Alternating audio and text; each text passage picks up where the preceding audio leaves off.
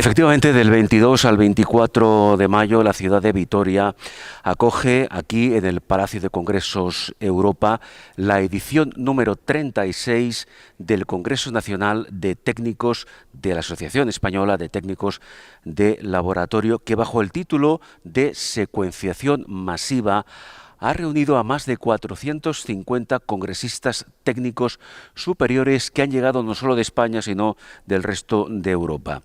En definitiva, se trata de un evento científico donde se han presentado más de 350 comunicaciones y que ha comenzado con el curso previo, del que nos hemos hecho eco en otras entrevistas, técnicas de secuenciación masiva, con prestigiosas ponencias en donde se han abordado diferentes aspectos y nuevas perspectivas en el área de biología y genética. En este congreso es importante reseñar que se está hablando sobre la trascendencia de este avance y su aplicabilidad en la medicina actual, debatiendo sobre cómo la secuenciación de nueva generación puede seguir abriendo, de hecho está ya abriendo nuevas fronteras, nuevas perspectivas en la prevención, diagnóstico y tratamiento de un gran número de enfermedades. Vamos a hacer ahora una necesariamente breve valoración del desarrollo de este congreso, hablando con Juan Carlos Rodríguez Pérez, que es precisamente el presidente de este congreso. Juan Carlos, ¿qué tal? Hola, buenas tardes, bien. Bueno, llevamos ya unas cuantas horas. Sí, ya estamos, ¿verdad?, a mitad camino casi de este congreso. Bueno, yo creo que la pregunta esta quizá es innecesaria, porque claro, estamos en la edición número 36, lleváis ya un gran bagaje, ¿no? Sí. Tenéis una gran experiencia, ¿no? Efectivamente. Claro, pero aún así me gustaría, ahora comentaremos algunos detalles, me gustaría que hicieras una valoración de este último congreso, por ejemplo, en relación a los anteriores. ¿En qué se ha mejorado? ¿Cómo se ha crecido? ¿Qué nuevas perspectivas se están abriendo? Pues bueno, fundamentalmente yo en este congreso estoy muy orgulloso porque hemos tenido que cerrar la inscripción 2 meses antes del mismo, porque era un número importante de compañeros y compañeras que querían venir de todos los sitios. Claro. Y desgraciadamente no tenemos capacidad en restauración para admitir, tanto para comidas como para las cenas, que van incluidos en la inscripción de este congreso, para más de 450. Entonces hemos tenido una lista de espera de casi 100 compañeros y compañeras que querían venir y que lamentablemente no hemos podido. Esto es una lástima. Es una lástima. A veces se dice también, en el mejor sentido de la palabra, que se puede morir de éxito. También. Que no creo que sea el caso. A ver, pero afortunadamente claro, nuestros congresos, y creo que es una labor muy importante que realizan todos los compañeros y compañeras, porque yo soy la cabeza visible, pero realmente coordino un equipo humano maravilloso, y en la trayectoria de estos congresos estamos viendo cómo cada año más los compañeros y compañeras asisten, y no solo que asisten, sino que presentan, como en estos momentos están haciendo, una serie de publicaciones científicas de alto nivel, importante, en el transcurso de las tecnologías en las que hablamos. Claro, pero mira, no solo hay un alto nivel en el sentido que comentas, sino que, además yo lo he estado viviendo estos días, pero solamente con visualizar el programa y ver un poco las temáticas que se abordan, es realmente de primerísimo nivel. Eso es. Y hay que felicitaros por eso. Pues muchas gracias, porque yo creo que lo importante es porque la gente en general, yo creo que no sabe realmente qué trabajo realizamos los técnicos de laboratorio, y como yo siempre digo, creo que somos una profesión un tanto invisibles. Exactamente, mira, y esto lo he comentado con otros ponentes y me parece fantástico que tú ahora lo menciones, porque efectivamente la figura del técnico de laboratorio, al ser un profesional que no tiene contacto directo con el paciente, está efectivamente, yo no diría que olvidado, pero que sí que vive en un gran desconocimiento. Eso es, para la población en general. Claro, sí. Y para las personas que se acercan a la sanidad pública, realmente tú preguntas a cualquiera en la calle si sabe lo que es un técnico superior de laboratorio de diagnóstico clínico, y pues no saben, ¿no? Tuvimos un poco más de visibilidad en el tema de la pandemia. cuando la COVID. Efectivamente. Pero, sin embargo, muchos medios de comunicación, muchos periodistas como tú, Sí. no tú, pero muchos periodistas, se pensaban y daban idea Sí. de que las PCRs famosas las hacían las enfermeras. Claro. Realmente la enfermera lo que hacía, en algunos casos, porque Sí. en otros lo hacíamos nosotros, era la toma con la Claro. torunda, El la acto físico. nasofaringe, y ya está. Y ya está, Y luego claro. eso nos lo enviaban al laboratorio para que nos hicieran las PCRs. Claro. ¿Hasta dónde llega el caso de que cuando se entregaron los premios Princesa de Asturias, uno de los galardonados fue los profesionales sanitarios? Claro. Y el patronato de los premios Princesa de Asturias invitó a una representación de las diferentes profesiones. Sí. Los únicos que faltamos, Sí. por invitarnos y estar, fuimos los técnicos de la Pues es un gran error, Pues sí. lamentablemente. Yo me dirigí como presidente a la presidenta Claro. de la fundación, Sí. me pidió disculpas porque desconocían quiénes éramos. Pues imagínate a qué nivel estamos Exacto, hablando, exacto. y yo por eso tenía especial interés en estar aquí con vosotros, porque de alguna forma yo me sumo a la reivindicación del papel importante que juega el técnico de laboratorio. ¿Cómo resumirías la importancia que realmente tiene? No para vosotros, porque vosotros sabéis lo que hacéis, quiénes sois y cuál es vuestra responsabilidad, pero cara al público que luego va a ver la entrevista, ¿qué mensaje les darías para que se hagan, aunque sea una ligera idea, de la importancia real que tiene la labor de los técnicos? Pues mira, podría luego extenderme un poco más, pero creo que es una frase que yo siempre utilizo y que creo que a todo el mundo le puede quedar muy claro. Sin técnicos de laboratorio no hay diagnóstico. Claro. Y ahora lo explico. Sí, sí.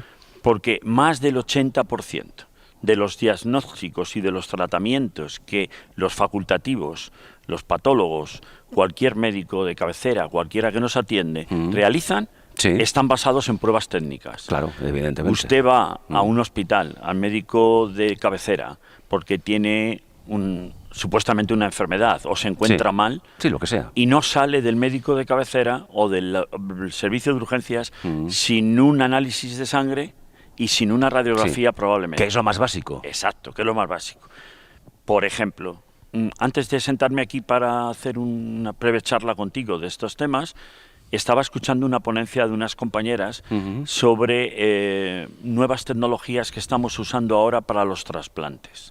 Fíjese usted, antes de que a una persona le trasplanten un órgano cualquiera, un pulmón, un hígado, Sí. una córnea, cualquiera de ellos, antes el técnico de laboratorio tiene que hacer una serie de analíticas que se denominamos HLA para saber si el donante y el receptor son compatibles. Claro. Para saber si a mí me ponen un riñón, ese riñón no va a sufrir un rechazo.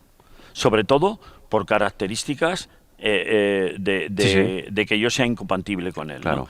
¿No?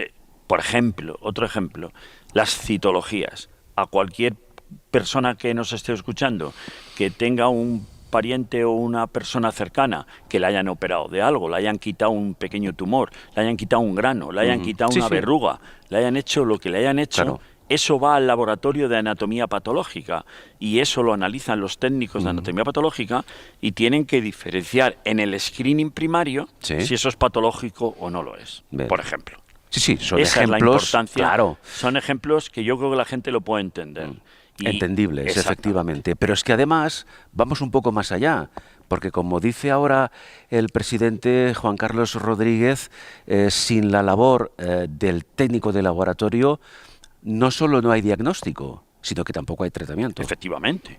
Que Y todo de va en correlación. Efectivamente, y de hecho, por ejemplo, en este congreso con la secuenciación masiva es fundamental la labor del técnico porque con estas Claro. tecnologías de alta evolución científica Sí. resulta que estamos dando, primero, muy tempranamente, para que una enfermedad, una persona que pueda tener una traslocación en uno de sus genes o pueda tener un problema, hacemos unos biomarcadores. Y no solo para curar la enfermedad con el tratamiento que luego el oncólogo va a poder poner con el nombre y apellidos que nosotros le hemos Claro. dado a la enfermedad que Sí, tiene. sí, sí.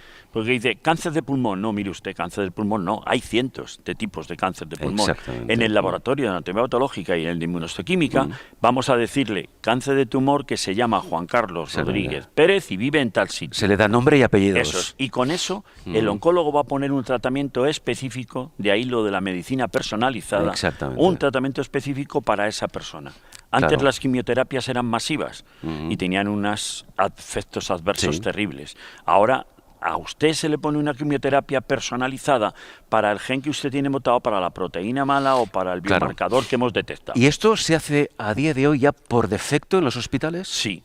En los hospitales, prácticamente todos los hospitales de mediano y gran tamaño, porque evidentemente las tecnologías son caras y no podemos tener todo en todos los sitios, pero la mayoría de los sitios ya tenemos tecnología de Lo este tipo. que ocurre es que efectivamente todo este proceso se realiza a día de hoy, como dice Juan Carlos, en los hospitales, pero normalmente no se le comunica al paciente. El paciente ignora cuál es la labor que ha efectuado el técnico de laboratorio dentro de este equipo multidisciplinar, porque por parte del facultativo solo recibe pues una explicación del diagnóstico, pero no explica el proceso previo hasta llegar a él. Eso es. Esto debería resolverse de alguna forma. Y de hecho yo creo que se está un poco resolviendo, porque actualmente ya los técnicos de laboratorio asistimos a los comités que se forman en los hospitales, donde antes solo estaban oncólogos, radiólogos, genetistas o facultativos de laboratorio.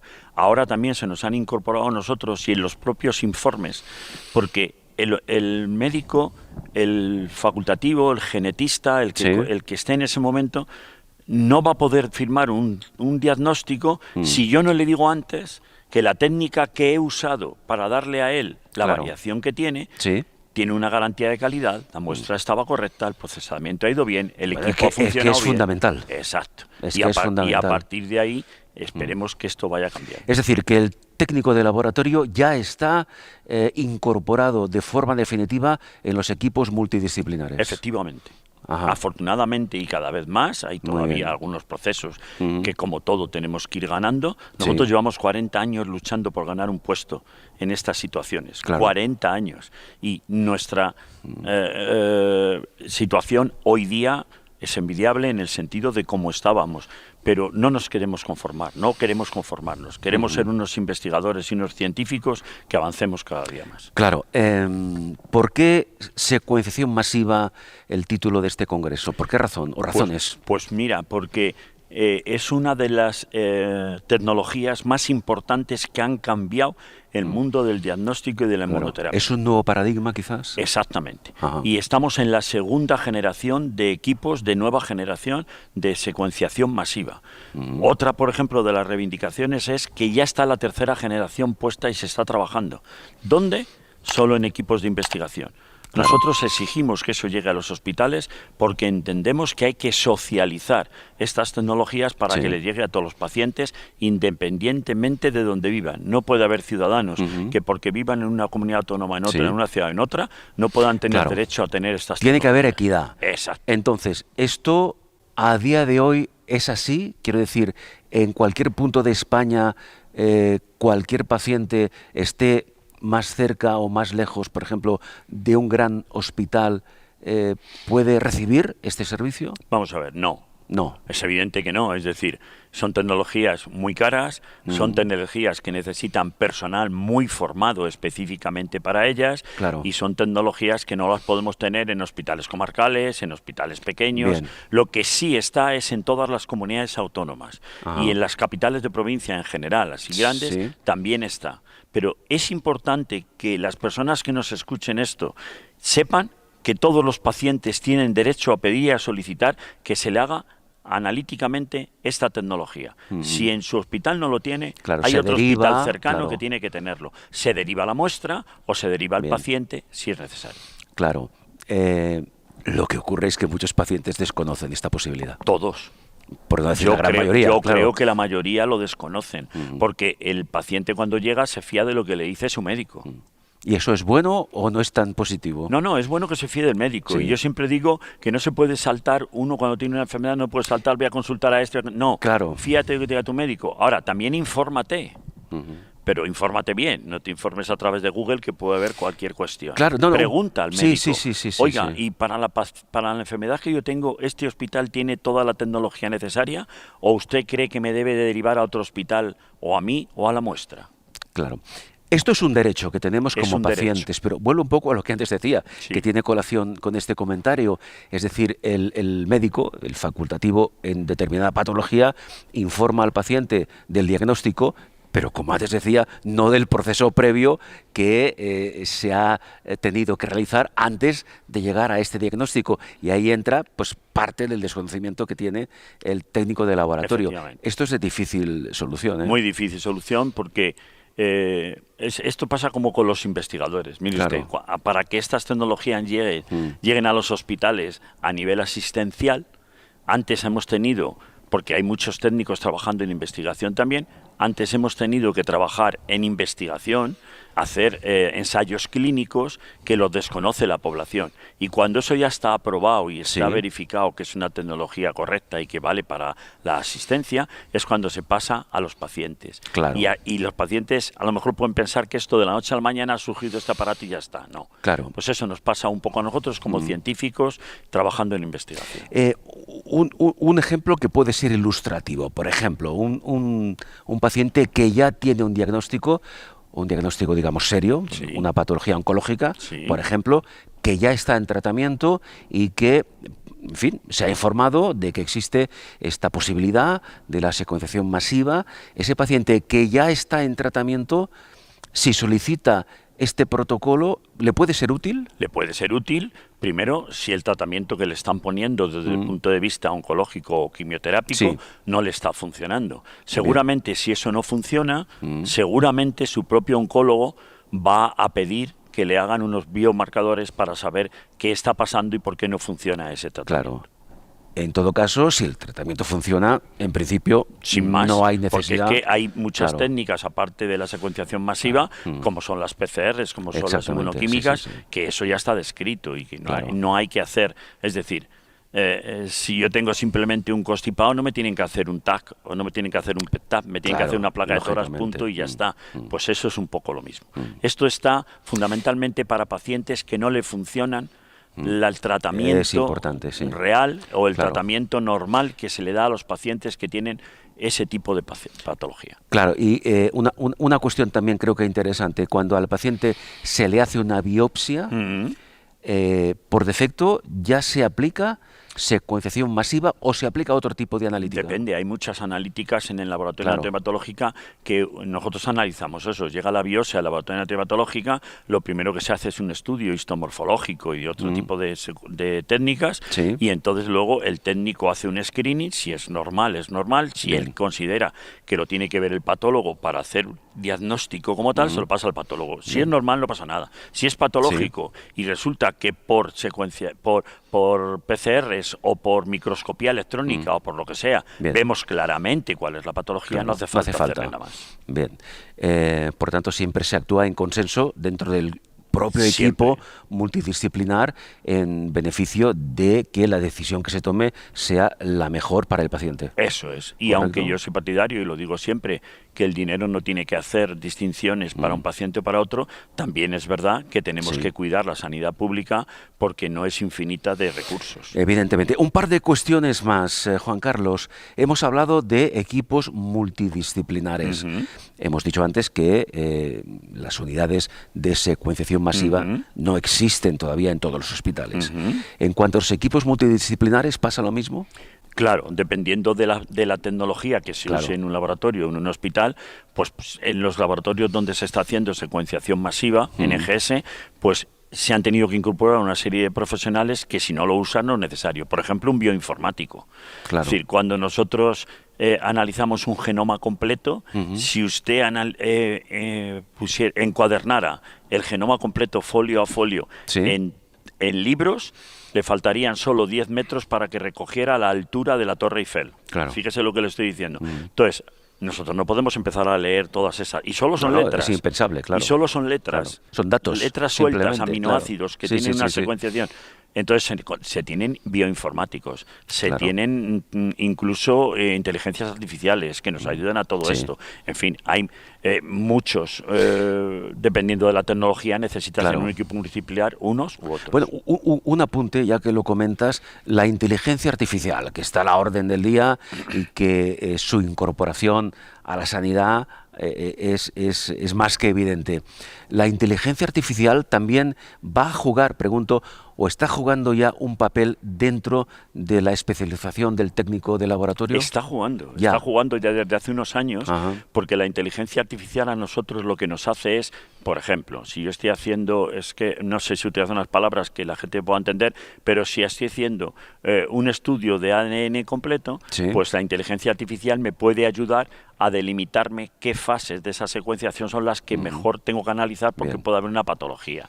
O si esté haciendo cualquier otra técnica, o por ejemplo, si yo tengo introducidos en el ordenador, en la base de datos, un montón de pacientes que han tenido la misma enfermedad y le pongo todos los datos analíticos y de la historia clínica de ese paciente, es probable que si usted llega al laboratorio y yo le meto todos los datos que usted tiene y tiene esos, la inteligencia artificial me puede decir, cuidado, que este señor puede llegar a producir esta enfermedad.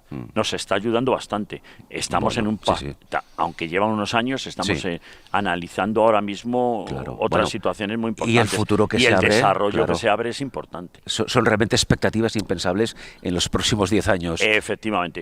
Yo siempre digo que la tecnología que hoy es puntera es probable que mañana esté obsoleta y por eso necesitamos un reciclaje permanente. Correcto. Y en este sentido iba la última pregunta.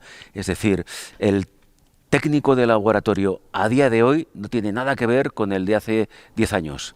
El cambio evolutivo ha sido espectacular. Exacto. Esto implica, y estamos hablando ahora de secuenciación masiva de segunda generación, pero ya está en marcha la tercera generación. Es decir, ¿cómo afecta esto a la formación, a la necesidad de formación del técnico de laboratorio, no ya ahora mismo, sino los de la próxima generación? Pues de forma muy importante, como es evidente y cualquier persona puede entender. Por eso nosotros reivindicamos una mejor y mayor formación. Nosotros llevamos muchos años pidiéndole y exigiéndole al Ministerio de Sanidad que nos equipare nuestra formación a la del resto de Europa. Porque en este momento yo no podría ir a trabajar ni a Portugal, ni a Francia, ni al Reino Unido, porque mi titulación no es equiparable. Porque tenemos dos características que nos diferencian. Una, que en este país tenemos dos titulaciones para el laboratorio, una es de análisis clínicos biomédicos y otra es de anatomía patológica y citodiagnóstico. Pues bien, eso solo existe en España. En el resto del mundo esas dos titulaciones están unidas y solo es una, porque es tan diferente trabajar en un laboratorio como en otro y punto. Y segundo, nuestras titulaciones en España son una formación profesional superior de 2 años, 180 ECTS, mientras que en el resto de Europa y del mundo son un mínimo de 380 o 420, una titulación universitaria de primer ciclo.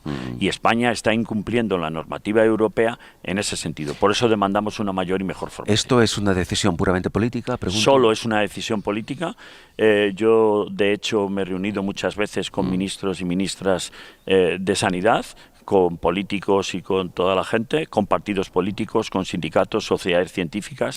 Todo el mundo apoya esta reivindicación, pero la decisión política no llega nunca. Cuando un partido político está en el gobierno, no hace nada y el que está en la oposición le presiona con preguntas parlamentarias y proposiciones no de ley, pero cuando es al revés, vuelve a pasar lo mismo. Es un círculo vicioso. Los técnicos en este momento hemos dicho basta.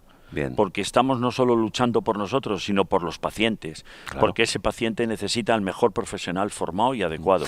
Y por eso hemos convocado una huelga nacional para el día 2 y 3 de junio, porque el Ministerio nos ningunea, no nos hace caso y los políticos nunca nos han tenido en cuenta. Y lo único que estamos pidiendo no es más dinero, estamos pidiendo una mejor y mayor formación para atender mejor al paciente. Es que se me ocurren preguntas una detrás de otra, pero ahora ya sí que es la última. En algunas especialidades médicas estamos sufriendo, por ejemplo, antes hablabas de las enfermeras, lo que se conoce como fuga de talentos. En esta especialidad, en los técnicos de laboratorio, ¿puede llegar a ocurrir esto? Casi con toda seguridad. Por ejemplo, ahora mismo no, porque como te decía, yo no me podía trabajar fuera. En principio me podría ir a trabajar, pero el país de que es receptor me va a exigir un año más de estudios allí, unas prácticas, un examen, tal, porque no tengo los 3 años mínimos de formación. Pero la Unión Europea ha dicho que a partir del 2026 eso ya no puede existir. Yo solo podré ir a trabajar si mi título está homologado automáticamente.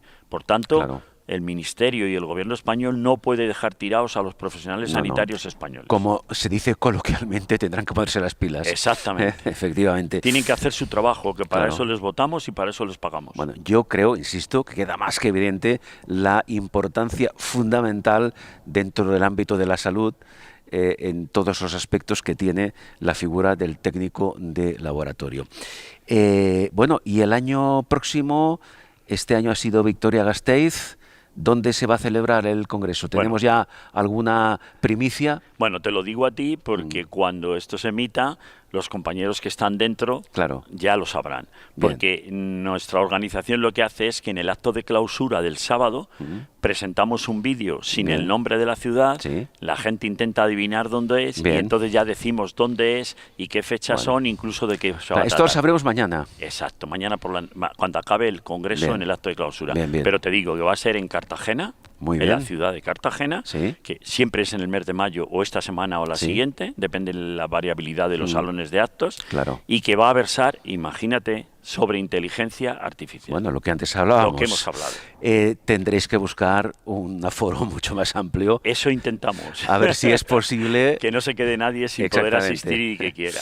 Pues Juan Carlos Rodríguez Pérez, que es el presidente de este 36 Congreso Nacional de Técnicos de Laboratorio. En fin, muchas felicidades y muchos ánimos. Pues muchas gracias a ti por hacernos visibles, por estar con nosotros y por entender la responsabilidad y la presencia que debemos tener. Muchas gracias.